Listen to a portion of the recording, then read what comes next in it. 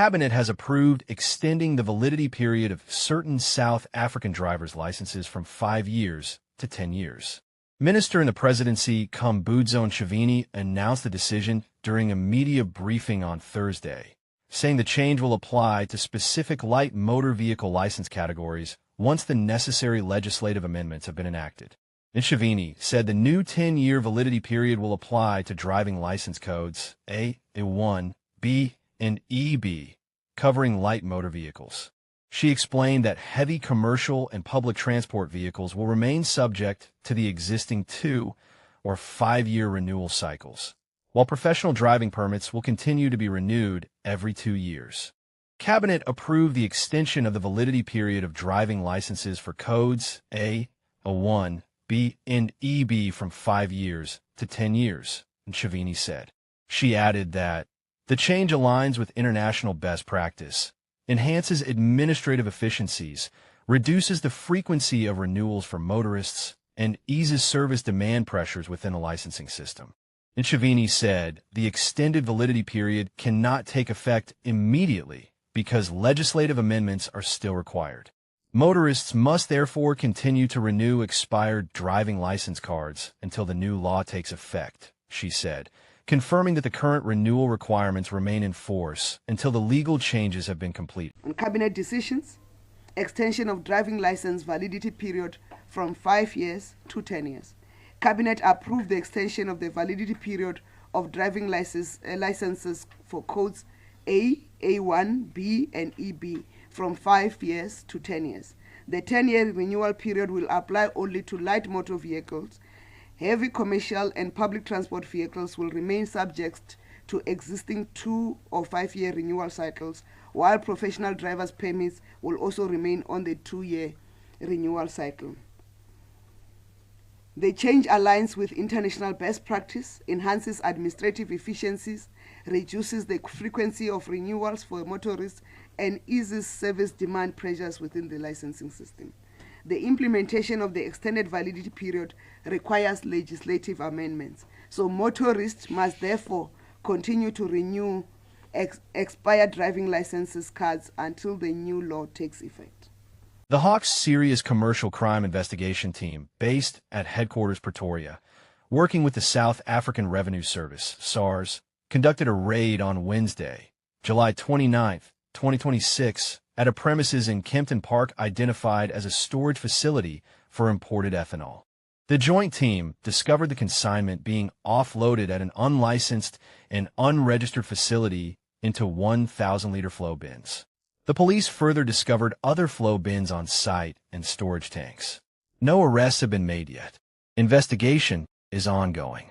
The authorities have not released further details about the operation or the premises. The Hawks and SARS continue their investigation following the discovery at the site. The consignment was found during the raid in Kempton Park on Wednesday, July 29, 2026. Officials did not provide additional information at this. A 64-year-old man was arrested for possession of an unlicensed firearm, while a 44-year-old man was arrested on charges of pointing a firearm and assault following a domestic violence-related incident. The arrests followed a police operation after information was received about a white VW Tiguan traveling on the N1 towards Sasolburg during the early hours of Tuesday, July 28, 2026, according to police.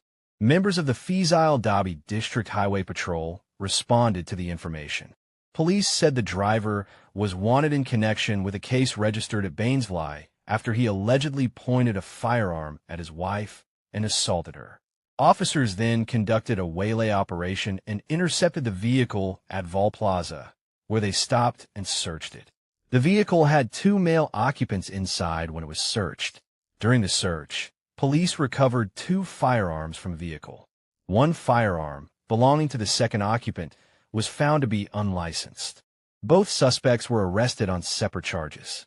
JMPD officers from the CCTV Reaction Unit conducting crime prevention patrols in Jepstown arrested 3 suspects after observing a suspicious vehicle carrying 3 occupants.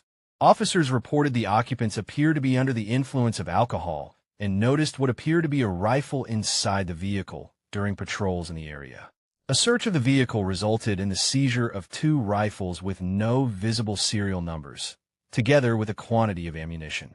The 3 occupants, all adult South African males, were arrested and charged with possession of illegal firearms and ammunition following the search conducted by officers at the scene.